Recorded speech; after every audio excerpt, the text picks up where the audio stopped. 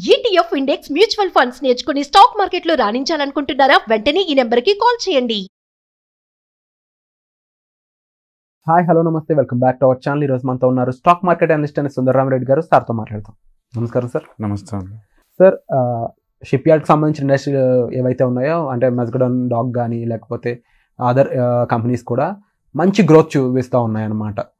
And ఇంత మంచి గ్రోత్కి గల కారణాలు కానీ కరెంట్ సిచ్యువేషన్స్లో ఎలాంటి రీజన్స్ వాటిని ఇంపాక్ట్ చేస్తున్నాయంటారు?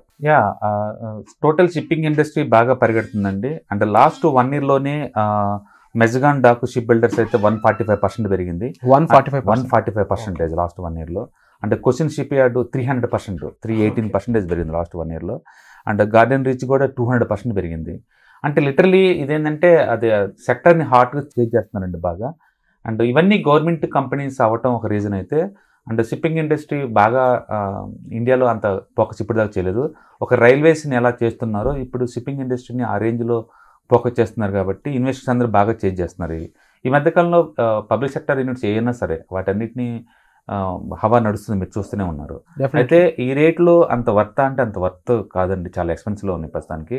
మీరు కనుక చూసుకుంటే డిసెంబర్లో చూసుకుంటే, మొన్న December 23లో మెజగాన్ డాక్ అయితే నీకు 46,000 కోట్లు దొరికేది. ఇప్పుడు 1,15,000 కోట్లు అండి ఇప్పుడు కంపెనీని ఓవరాల్గా, ఇది వితిన్ 6 months కల్లా. అండ్ కొచ్చిన్ షిప్ యార్డ్ డిసెంబర్లో ఉన్నది 17,000 crores అండి, ఇప్పుడు 75,000 crores. 75,000 crores ఆ కంపెనీ.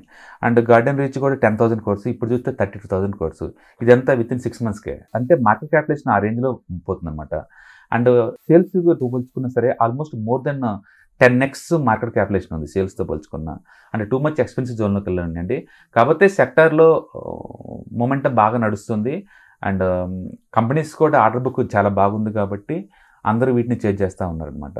కానీ ఇక్కడ ఇంట్రెస్టింగ్ థింగ్ ఏంటంటే, రిటైల్ ఇన్వెస్టర్స్ ఏం కొంటా పోతున్నారు, ఇన్స్టిట్యూషనల్ అందరూ అమ్మేసుకుంటూ పోతున్నారు ఈ స్టాక్స్ని. లాస్ట్ 6 monthsలో ఇన్స్టిట్యూషనల్ హోల్డింగ్ తగ్గుతూ ఉంది అండ్ రిటైల్ హోల్డింగ్ పెరుగుతూ ఉంది. మెజగాన్లో అయితే 1.5 lakh ఇన్వెస్టర్స్ ఉండేవాళ్ళు లాస్ట్ ఇయర్ మార్చ్లో, ఇప్పుడు 3.7 lakh రిటైలర్ ఇన్వెస్టర్స్ ఉన్నారు. అండ్ కొచ్చిన్ షిప్ యార్డ్లో అయితే 1.6 lakh ఉన్నారు లాస్ట్ ఇయర్ రిటైలర్ ఇన్వెస్టర్స్, ఇప్పుడు 3.8 lakh రిటైల్ ఇన్వెస్టర్స్ వచ్చారు. అండ్ ఈవెన్ గార్డెన్ రీచ్ కూడా లాస్ట్ ఇయర్ ఉంది 57,000, ఇప్పుడు 1.2 lakh వచ్చేసారు. అంటే రిటైలర్స్ అందరూ దీన్ని చేంజ్ చేస్తూ ఉన్నారు, ఇన్స్టిట్యూషన్లు మాత్రం వాటర్ తగ్గించుకుంటూ పోతున్నారు. ఓకే, సో ఈ సెక్టర్లో మూమెంట్ నడుస్తుంది and fundamentally very sound, order book బాగుంది. అందుకని ఈవెన్ స్వాన్ ఎనర్జీ కూడా ఈరోజు అప్పర్ సర్క్యూట్ పడిందండి. అంటే మార్నింగ్ బల్క్ డీ జరిగింది. ఆల్మోస్ట్ 45 లక్షల స్టాక్స్ని బ్లాక్ రాక్ వాళ్ళు కొన్నారు. బ్లాక్ రాక్ స్ట్రాటజిక్ ఫండ్ వాళ్ళు కొన్ని, BlackRock Asia Pacific absolute return fund ఒకటి, BlackRock global fund India fund ఒకటి, BlackRock emerging frontier master fund ఒకటి. ఈ 4 ఫండ్స్ కలిపి 45 లక్షల షేర్లని మార్నింగ్ 9 o'clock కొనేసినాయి. అంటే ఫ్రీ ఓపెన్లోనే కొనేసి పడేశారు వాళ్ళు. దాంతో స్వాన్ ఎనర్జీ కూడా అప్పర్ సర్క్యూట్ ఉంది. సో స్వాన్ ఎనర్జీ వాళ్ళు రిలయన్స్ నావల్ని కొన్నారండి, అది నెక్స్ట్ మంత్లో రీలిస్టింగ్ అవబోతుంది అనమాట. అందుకని పాత షేర్ హోల్డర్ 250 దాకా ఉన్న వాళ్ళందరికీ ఒక స్టాక్ మాత్రం ఇస్తున్నారు వాళ్ళకి. అంటే రిమైనింగ్ అంతానేమో స్వాన్ ఎనర్జీ అనమాట. ఆల్మోస్ట్ 75% వాటా స్వాన్దే ఉందన్నమాట. ప్రస్తుతానికి మార్కెట్ కండిషన్లో ఏంటంటే స్వాన్ అనేది 20,000 కోట్లకే దొరుకుతుందని చెప్పేసి దీన్ని చేంజ్ చేస్తున్నారు కదా 3 days నుంచి. ఆ టోటల్ షిప్పింగ్ ఇండస్ట్రీ ప్రెజర్ దీని మీద కూడా పెరిగిందండి. బహుశా ఈ స్టాక్ కూడా నెక్స్ట్ షార్ట్ టర్మ్లోనే మంచి రిటర్న్స్ వచ్చే ఛాన్స్ ఉంది. కేవలం గవర్నమెంట్ యొక్క ఇంట్రెస్ట్ వల్లనే ఇదంతా జరిగిందంటారా, లేకపోతే ఇండియాకి ఆ స్కోప్ కనిపిస్తున్న జియోగ్రఫికల్గా చూసుకున్నా అండ్ లాజిస్టిక్ పరంగా చూసుకున్నా సరే, ఇండియాలో లాజిస్టిక్ సెక్టర్స్ మొత్తం రీడిఫైన్ అవుతుందండి. అవి రైల్వే కావచ్చు, రోడ్వేస్లో కావచ్చు, ట్రాన్స్పోర్టేషన్ కావచ్చు, ఏవిగేషన్ కావచ్చు, షిప్పింగ్ కావచ్చు, ఏదైతే ఉంది, ఏదైతే బాగా నెగ్లెక్ట్ చేయబడి కొన్ని డెకేడ్స్ వరకు కూడా ఆ సెక్టర్స్ బాగా రివైవ్ అవుతుందన్నమాట. అంటే ప్రైవేట్ ప్లేయర్స్ కూడా బాగా యాక్టివ్గా పార్టిసిపేట్ చేస్తున్నారు. ఇవాళ బ్లాక్ రాక్ వాళ్ళు ఇంతగా మార్నింగ్ వచ్చేసి 5% పెంచి మరీ కొంటున్నారు అంటే మీనింగ్ ఏంటంటే they look at lot of value in the shipping industry అనమాట. అందుకని ఆ ఏరియాలో చేజింగ్ బాగా జరుగుతుంది. కాబట్టి కరెంట్ వాల్యుయేషన్స్ ఏదైతే షిప్పింగ్ స్టాక్స్ ఉన్నాయో అవి తక్కువలో ఉన్నాయి అంటే అవి వెరీ ఎక్స్పెన్సివ్లో ఉందండి. బట్ మార్కెట్లో ఆ చేంజింగ్ ఉన్నంతకాలం మనం ఏం చేయలేము. అండ్ ఇప్పట్లో అది తగ్గే ఛాన్స్ కూడా కనబడలేదు, ఎందుకంటే సెంట్రల్ ఆర్డర్ బుక్ చాలా స్ట్రాంగ్గా ఉంది, అంత తగ్గవు. బట్ ఓవర్గా ఆల్రెడీ ఓవర్ సోల్డ్ జోన్కి వెళ్ళిపోయినాయి అవన్నీ కూడా. ఏదైనా కన్సాలిడేషన్ అయితే తప్ప అంత వర్త్ కాదు. ఎందుకంటే జస్ట్ 300 crores సేల్స్ ఉన్న Cochin shipyard 75,000 crores run అవుతుందండి అక్కడ market capitalisation. That's too much అనమాట. అంటే ఆల్మోస్ట్ ప్రాఫిట్ తో కంపేర్ చేసుకున్నా సరే చాలా ఎక్కువ రన్ అవుతుంది అవన్నీ కూడా. అందుకని ఈ టైంలో కొత్త వాళ్ళు ఇన్వెస్ట్ దాంట్లో చేయటం అంత వర్త అంటే ఫండమెంటలీ నాట్ వర్త.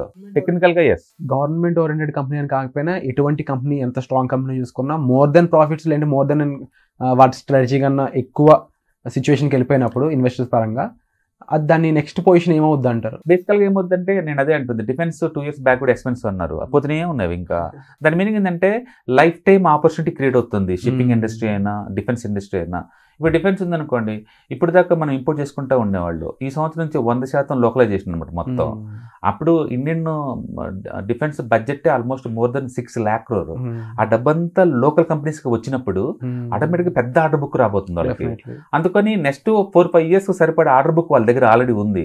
అందుకని టూ మచ్ ఆప్టమిస్టిక్ వ్యూలో ఉన్నారనమాట. రీసెంట్ గా మోతిలాల్ వసూలో లాంచ్ చేశారు India's first defence index fund.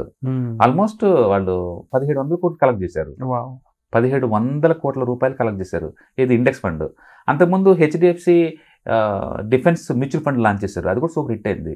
అంటే రిటర్న్స్ కూడా లాస్ట్ 5 years ఆ సెక్టర్ యావరేజ్ మీద 50% ఇచ్చింది. అయితే ప్రజెంట్ ప్రైస్ అంత కంఫర్ట్ అంటే యాజ్ ఎ ఫండమెంటల్ అనలిస్ట్కి అయితే ఆ రేటు చాలా డిస్కంఫర్ట్ అండి. ఓవర్ వాల్యుయేషన్లో ఉన్నవన్నీ కూడా. కాకపోతే సెక్టర్ మూమెంట్ నడుస్తుంది, ఈ టైంలో మనం ఏం చేయలేము. మనం ఎక్స్పెన్సెస్ దూరంగా ఉన్నంత మాత్రం మనకు ఒరిగేది ఏం లేదు అక్కడ, ఎందుకంటే ప్రస్తుతానికి మూమెంట్ నడుస్తుంది దాంట్లో. It's going to continue next couple of months కూడా. సో హోప్ఫుల్లీ ఈ ఇండస్ట్రీ ఏ విధంగా మారుతుంది, ఇంకా షిప్పింగ్ ఇండస్ట్రీ అనేది ఇంకా ఎంత ఏ రేంజ్ టచ్ అవుతుంది? షిప్పింగ్ ఇండస్ట్రీ డెఫినెట్గా చాలా పెద్ద ఇండస్ట్రీ అవుతుందండి, ఎందుకంటే ఇండియా వాళ్ళు చాలా ఎక్స్పోర్ట్ చేస్తున్నారు. ఎక్స్పోర్టింగ్ అనేది చాలా పెద్ద థీమ్, మ్యానుఫ్యాక్చరింగ్ థీమ్. ఇండియాలో తయారైన అన్ని కూడా ఈ చైనా +1 అన్న థీమ్ ఉంది కదా, ఆ థీమ్ ఏంటంటే చైనాతో ఇష్యూస్ ఉన్న వాళ్ళందరూ కూడా మ్యానుఫ్యాక్చరింగ్ అంతా ఇండియా నుంచి తీసుకెళ్ళిపోతున్నారు. అందుకని ఇండియా మ్యానుఫ్యాక్చరింగ్ హబ్ కాబోతుంది. ఇక్కడ నుంచి బయటకు వెళ్ళాలంటే వయా విత్ షిప్స్ ద్వారా సాధ్యం అది.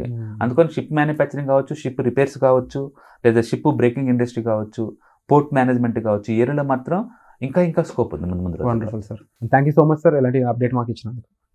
సుమన్ టీవీలో మీ పర్సనల్ అండ్ బిజినెస్ ప్రమోషన్స్ కోసం కింది నెంబర్కి కాంటాక్ట్ చేయండి.